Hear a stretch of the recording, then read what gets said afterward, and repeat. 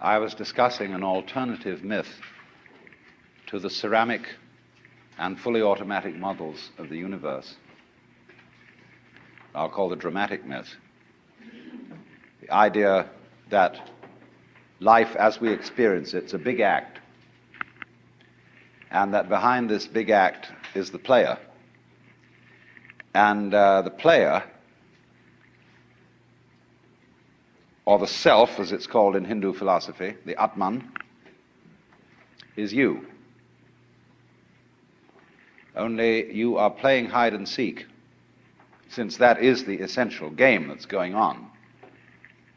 It's the game of games. It's the basis of all games, hide and seek. And so since you're playing hide and seek, you are deliberately, although you can't admit this, or won't admit it, you are deliberately forgetting who you really are, or what you really are,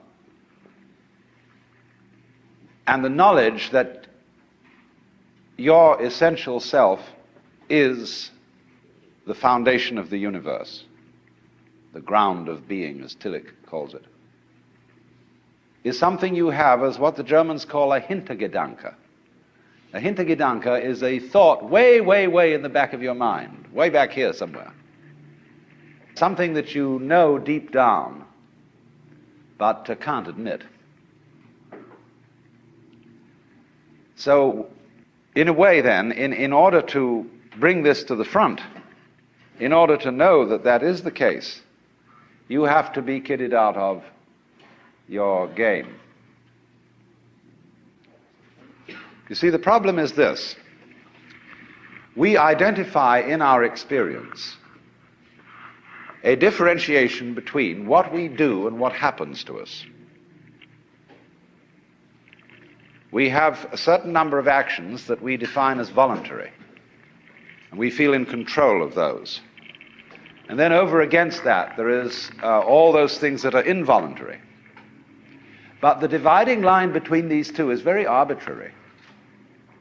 Because, for example, when you move your hand, you feel that you decide whether to open it or to close it. But then ask yourself, how do you decide? When you decide to open your hand, do you first decide to decide? You don't, do you? You just decide, and how do you do that? And if you don't know how you do it, is it voluntary or involuntary? Let's consider breathing. You can feel that you breathe deliberately. You can control your breath. But when you don't think about it, it goes on. Is it voluntary or involuntary? And so we come to have a very arbitrary definition of self. That much of my activity which I feel I do. And that then doesn't include breathing most of the time. It doesn't include the heartbeats. It doesn't include the activity of the glands. It doesn't include digestion. It doesn't include how you shape your bones, circulate your blood. Do you or do you not do these things? Now, if you get with yourself and you find out that you are all of yourself, a very strange thing happens. You find that your body knows that you are one with the universe. In other words, that the so-called involuntary circulation of your blood is one continuous process with the stars shining. If you find out that it's you who circulates your blood, you will at the same moment find out that you are shining the sun. Because your physical organism is one continuous process with everything else that's going on. Just as the waves are continuous with the ocean, your body is continuous with the total energy system of the cosmos. And it's all you. Only you're playing the game that you're only this bit of it. But as I tried to explain, there are in physical reality no such things as separate events. So then, remember also when I tried to work towards a definition of omnipotence. Omnipotence is not knowing how everything is done. It's just doing it. You don't have to translate it into language. Look, supposing when you got up in the morning, you had to switch your brain on. And you had to think and do as a deliberate process, waking up all the circuits that you need for active life during the day. Why, you'd never get done. Because you have to do all those things at once. How can a centipede control 100 legs at once? Because it doesn't think about it. And so in the same way, you are unconsciously performing all the various activities of your organism. Only unconsciously isn't a good word, because it sounds sort of dead. Superconsciously would be better. Give it a plus rather than a minus. Because what consciousness is simply a sort of specialized form of awareness. When you look around the room, you are conscious of as much as you can notice. And you see an enormous number of things which you don't notice. If, for example, I look at a girl here and somebody asks me later, what was she wearing? I may not know, although I've seen, because I didn't attend. But I was aware, you see. And perhaps if I could, under hypnosis, be asked this question, where I would get my conscious attention out of the way through being in the hypnotic state, I could recall what dress she was wearing. So then, just in the same way as you don't focus your attention on how you make your thyroid gland function, so in the same way you don't have any attention focused on how you shine the sun.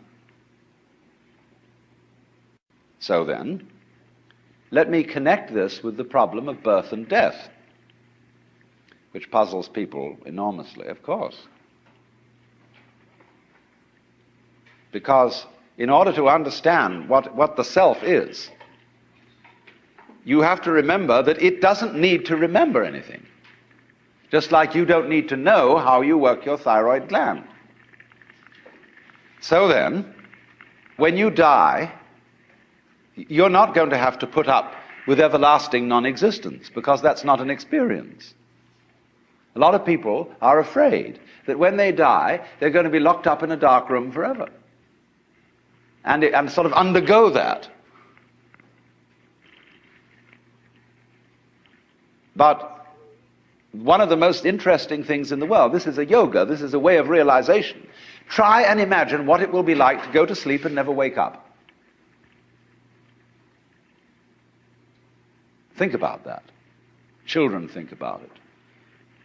It's one of the great wonders of life. What will it be like to go to sleep and never wake up? And if you think long enough about that, something will happen to you. You will find out, among other things, that it'll pose the next question to you. What was it like to wake up after having never gone to sleep? That was when you were born. You see, you can't have an experience of nothing. Nature abhors a vacuum. So after you're dead, the only thing that can happen is the same experience, or the same sort of experience, as when you were born. In other words, we all know very well that after people die, other people are born. And they're all you. Only you can only experience it one at a time. Everybody is I. You all know you are you. And wheresoever beings exist throughout all galaxies, it doesn't make any difference. You are all of them. And when they come into being, that's you coming into being. You know that very well. Only you don't have to remember the past. In the same way, you don't have to think about how you work your thyroid gland or whatever else it is in your organism. You don't have to know how to shine the sun. You just do it. Like you breathe. Doesn't it really astonish you that you are this fantastically complex thing? And that you're doing all of this and you never had any education in how to do it? You never learned, but you're this miracle? Well, the point is that from a strictly physical, scientific standpoint, this organism is a continuous energy with everything else that's going on. And if I am my foot, I am the sun. Only we've got this little partial view, we've got the idea that no, I'm just something in this body, the ego. That's a joke. The ego is nothing other than the focus of conscious attention. It's like a radar on a ship. The radar on a ship is a troubleshooter. Is there anything in the way? And conscious attention is a designed function of the brain to scan the environment, like a radar does, and note for any trouble-making changes. But if you identify yourself with your troubleshooter, then naturally you define yourself as being in a perpetual state of anxiety. And the moment we cease to identify with the ego and become aware that we are the whole organism, you realize as the first thing how harmonious it all is. Because your organism is a miracle of harmony. All this thing functioning together. Even those corpuscles and creatures that are fighting each other in the bloodstream and eating each other up. If they weren't doing that, you wouldn't be healthy. So what is discord at one level of your being is harmony at a higher level. And you begin to realize that, and you begin to be aware too that the discords of your life and the discords of people's life, which are a fight at one level, at a higher level of the universe, are healthy and harmonious. And you suddenly realize that everything that you are and do is at that level as magnificent and as free of any blemish as the patterns in waves, the markings in marble, the way a cat moves, and that this world is really okay and can't be anything else, because otherwise it couldn't exist. But the reality underneath physical existence, or which really is physical existence, because in my philosophy there's no difference between the physical and the spiritual. These are absolutely out-of-date categories. It's all process. It isn't stuff on the one hand and form on the other. It is pattern. Life is pattern. It is a dance of energy. So I will never invoke spooky knowledge. That is to say that I've had a private revelation or that I have sensory vibrations going on a plane which you don't have. Everything is standing right out in the open. And it's just a question of how you look at it. So you do discover, when you realize this, the most extraordinary thing to me that I never cease to be flabbergasted at whenever it happens to me.